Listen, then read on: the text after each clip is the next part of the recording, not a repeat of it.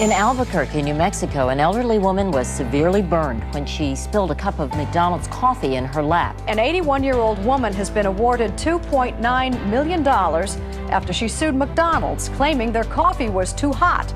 Stella Liebeck spilled just 8 ounces of coffee, but she attracted a flood of attention. The jury's award set off a media frenzy and became a rallying cry for those who believed our legal system had run amok. I think it's absurd. But as her story cycled through newspaper headlines, talk show storylines, and late-night punchlines, one thing was lost: the facts. This story is the most widely misunderstood story in America.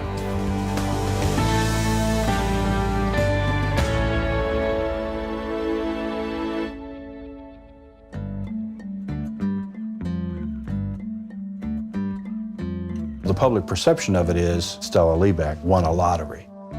She bought the coffee, she spilled it on herself, and now look, she's a millionaire. When, of course, the facts are much more complicated than that.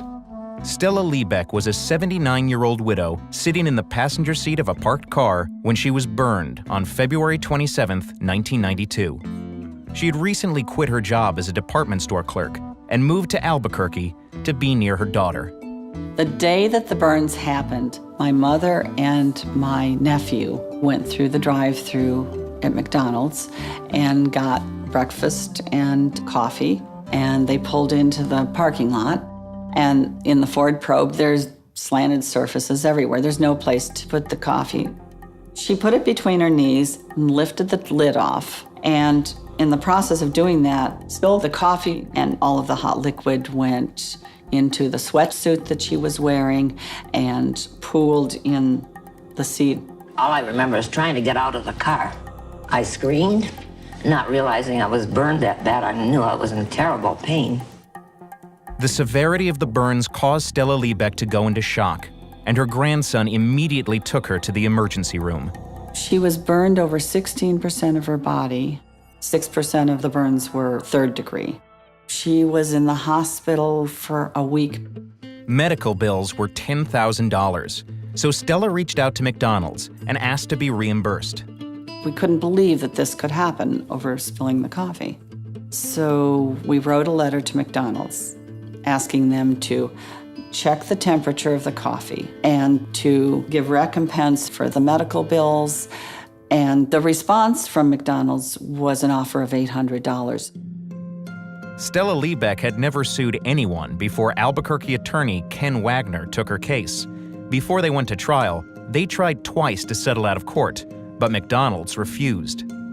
We bought a product, it was used as intended, it was unreasonably hot and therefore unreasonably dangerous, and those were the essential facts.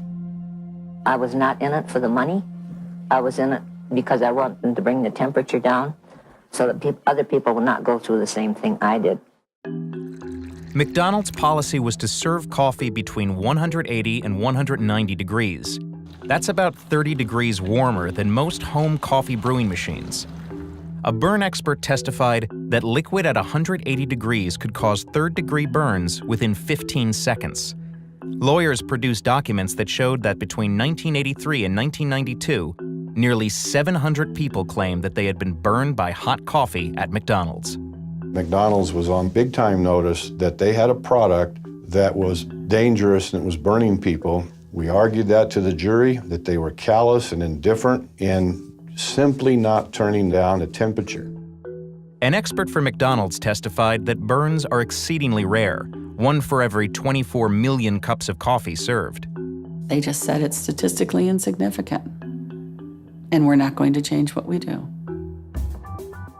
People interact with hot beverages all the time in a fast food restaurant, and that doesn't necessarily mean that the restaurant is doing something wrong. Attorney Tracy Jenks tried the case for McDonald's and argued that Mrs. Liebeck bore personal responsibility because she spilled the coffee on herself, and that McDonald's coffee wasn't any hotter than the coffee at other fast food restaurants. She said the reason the coffee was so hot was because that's what customers wanted. McDonald's had a really, really strong reason for why they brewed their coffee at the temperature they did. It was an industrial standard based on the maximum extraction of the flavor and the maximum holding temperature. But the jury saw how liquid at that temperature can scald when they were shown graphic photos of Mrs. Liebeck's burned groin. The photos depicted where they had to graft the skin from the side of her legs to close the third-degree burn. And I think if people would have seen the severity of the burns, they would have realized it was not a laughing matter. After 7 days of testimony and 4 hours of deliberation, jurors came up with a comprehensive answer to a complicated case. They unanimously agreed to award Stella $200,000 in compensatory damages, but because she caused the spill, they reduced that to $160,000. Jurors set punitive damages to send the message to McDonald's to turn down the temperature of the coffee. I remember I could see Judge Scott going like this with his pencil, and I thought, oh, I hope he's counting digits on the verdict form. And he was. They based the amount on the revenue from 2 days of coffee sales, $2.7 million. The size of the award got the media's attention, but it overshadowed the rest of the story. Details of the case and the facts related to how the jury made its decision went mostly unreported. Several days after the verdict, I had news crews from France, Japan, Germany in my driveway wanting to interview me. I mean, I was stunned. After the verdict came in Wednesday, August 17th, the Albuquerque Journal ran the first story. The Associated Press and Reuters wire services then filed reports, and the story was picked up in dozens of newspapers worldwide. It became an international news event. But as the story's reach got bigger, the word count got smaller. In some papers, it was not more than a blurb. 697 words in the Albuquerque Journal became 349 words in the AP, and became as few as 48 words in various renderings by major metropolitan newspapers. 48 words can't explain a lot. And then Woman Coffee Millions sounds like a ripoff, not like a logical consequence of a thoughtful trial. The report aired on more than a dozen national broadcasts and twice as many local news shows. The condensed telling of the story created its own version of the truth. Instead of pointing out she spilled the coffee in the passenger seat of a parked car, this was the new narrative. It seems she was holding a cup between her legs while driving. Clamped it between her legs, drove down the street, spilled it, burned herself, sued McDonald's, and collected. Stella has received letters saying stuff like, I was driving down the road. I had no business driving down the road with coffee between my legs and all that stuff. See, they're just plain ignorant. My mother was made the villain in this story. It's like bullying. It feels like bullying. I mean, it's not like the McDonald's person leaned over the car and poured it. It was an accident. Very much like urban legends, it is a very compelling story. Once everybody decides what is true about something, and the media has been sort of an echo chamber for it, then how do you deal with the fact that they might be wrong? Now she claims she broke her nose on the sneeze guard at the Sizzler, bending over looking at the chickpeas. So, ooh, my coffee was too hot. It's coffee! The lawsuit also got a lot of play on talk radio. It was a very hot issue for a long time. It's probably one of the most sensational, high-profile tort cases of the last 20 years. So when tort reform comes up, most people say, oh, you're sure the McDonald's case. Republican lawmakers crafting the Contract with America seized the moment. They tapped into public outrage over frivolous lawsuits to promote the Common Sense Legal Reform Act. Liebeck's case became Exhibit A. If a lady goes through a fast food restaurant, puts coffee in her lap, burns her legs, and sues and gets a big settlement, that in and of itself is enough to tell you why we need to have tort reform. She spilled hot coffee on her lap while sitting in her car and claimed it was too hot. Every day we hear about another outrageous lawsuit. Stella's portrayal as a scheming wannabe millionaire was based on the jury's award, but that amount was only a suggestion. In reality, the judge significantly reduced the punitive damages. The judge reduced the award to about $650,000. According to a source familiar with the case, it was settled for less than $500,000. Stella was not allowed to talk to the press, but over the last 2 decades, her lawsuit has become part of the cultural discourse.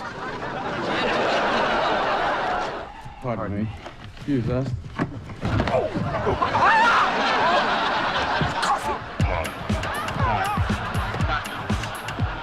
We got a chance? Do we have a chance? You get me one coffee drinker on that jury, you gonna walk out of there a rich man. Stella's daughter says that although over the years some stories have given greater context and a new perspective, such as the documentary Hot Coffee, her family is still haunted by a perception that doesn't seem to go away. Plasma getting bigger, Jesus getting smaller, spill a cup of coffee, make $1 million. I like Toby Keith, but he did The American Ride. It's gonna hit the shame.